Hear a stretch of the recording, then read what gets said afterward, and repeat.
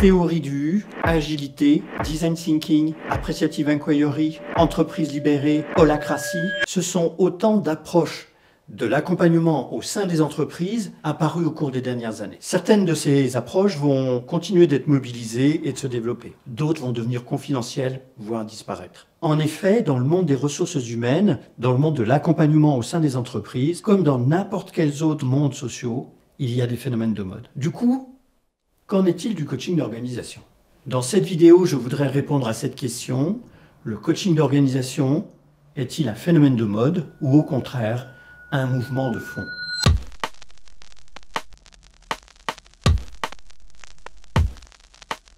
Bienvenue sur la chaîne AK Transformation, la chaîne de l'Académie des transformations collectives. Je suis Patrick Dugois, je suis coach d'organisation, auteur, conférencier et fondateur de l'Académie des transformations collectives. Oui, le coaching d'organisation aujourd'hui rencontre un certain nombre de succès.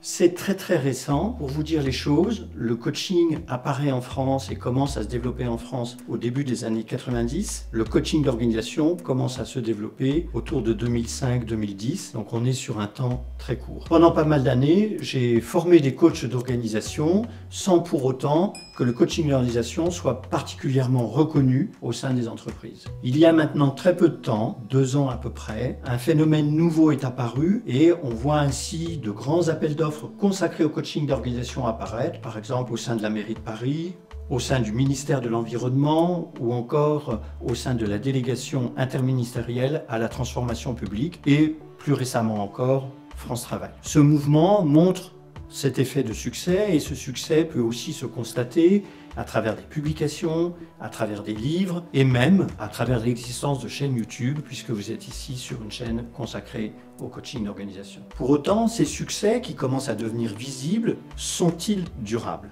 Est-ce uniquement un phénomène ponctuel ou est-ce qu'on a un mouvement de fond dans la durée? Bien entendu, on peut très bien argumenter qu'il s'agit d'un phénomène de mode alimenté par plusieurs éléments. D'abord, un certain nombre d'acteurs aujourd'hui, notamment des cabinets de conseil, revendiquent de faire du coaching d'organisation, font des offres en coaching d'organisation plus ou moins floues qui permettent d'accréditer cette idée qu'il y aurait un grand mouvement sur le coaching d'organisation. De la même manière, il y a aujourd'hui un discours au sein des DRH, dans les directions générales des entreprises, au sein des directions de la transformation, où l'on parle du coaching d'organisation. Ces éléments tentent à faire penser qu'on est plutôt dans un phénomène de mode et que d'un coup, l'expression coaching d'organisation doit être mise en œuvre pour pouvoir parler tout simplement d'accompagnement. Pour autant, je ne partage pas ce point de vue et je voudrais faire part de mes convictions en la matière. D'abord, oui, il y a des éléments de phénomène de mode et je serais tenté de dire tant mieux. Mais c'est pas parce qu'un certain nombre d'éléments tiennent au phénomène de mode que pour autant il n'y a pas, et de manière sous-jacente, un mouvement de fond. Qu'est-ce qui pourrait plaider pour ce mouvement de fond? D'abord, vous avez aujourd'hui dans les entreprises, et vous qui me regardez, les acteurs des entreprises, vous le constatez tous les jours, il y a un mouvement phénoménal de complexification.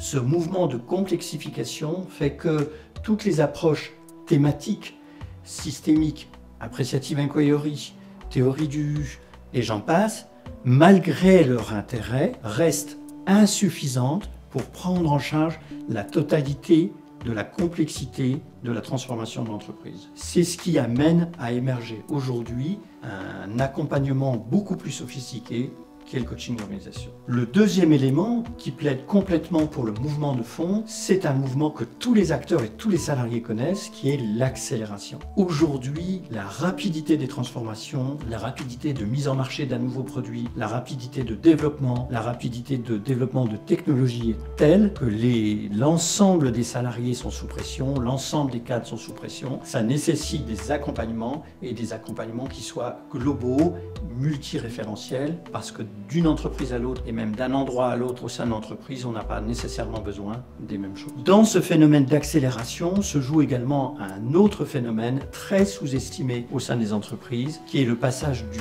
successif au simultané. Pendant très longtemps et encore récemment, au sein des entreprises, on réalisait de grands plans de transformation qui étaient accompagnés en conduite du changement, en accompagnement du changement. Puis lorsqu'on avait fait une transformation, on commençait la suivante. Aujourd'hui, dans la plupart des entreprises, vous avez de multiples projets de transformation qui se font de manière simultanée, qui s'entrechoquent, qui se contredisent, qui n'ont pas les mêmes temporalités, qui n'ont pas les mêmes acteurs. Le résultat est que si vous n'avez pas un accompagnement global, vous allez tout simplement dans le mur. Il y a également un mouvement de fond, qui est un mouvement sociétal, qui plaide pour le coaching d'organisation comme mouvement de fond, qui est la démocratisation. Aujourd'hui, vous ne pouvez pas imaginer de transformer une entreprise, de transformer sa culture, de changer sa direction rapidement, sans concerner l'ensemble du corps social qu'est l'entreprise. Et croire, comme on le faisait encore il y a quelques années, qu'il va suffire d'accompagner les dirigeants, de faire une formation pour les managers et qu'ensuite tout le reste va suivre, c'est se tromper lourdement. D'abord parce que ça ne fonctionne plus, et puis parce que ça ne nourrit pas une chose importante et qui est de plus en plus présente au sein des entreprises, avec un double phénomène. D'abord une demande de reconnaissance des salariés qui demandent à être considérés, pris en compte, mobilisés. Et de ce point de vue-là, le coaching d'organisation répond à une forme de démocratisation du coaching. Et simultanément à ce besoin de démocratisation, vous avez de manière massive un besoin de sens. Vous ne pouvez plus faire des transformations en simultané par tous les bouts dans un ordre plus ou moins subi sans donner un sens global à l'ensemble des mécanismes en cours. Et ça, vous ne pouvez le faire qu'avec une approche holistique, globale, pluridisciplinaire, pluriréférentielle et non pas thématique. Dernier élément qui est encore beaucoup plus récent et que l'on voit à travers l'arrivée de l'intelligence artificielle, mais qu'on pourrait voir aussi avec l'arrivée de l'automatisation, des robots, c'est que plus dans une organisation et dans une entreprise, vous allez avoir de technologie, plus vous allez avoir besoin d'accompagnement humain global où tout le monde est concerné. Vous le voyez, tous ces éléments convergent massivement pour dire que oui, le coaching d'organisation est un mouvement de fond parce qu'il répond à des tendances lourdes, visibles pour d'autres sous-jacentes qui structurent les dynamiques collectives des entreprises et qui créent un certain nombre de difficultés que le coaching d'organisation va permettre d'accompagner.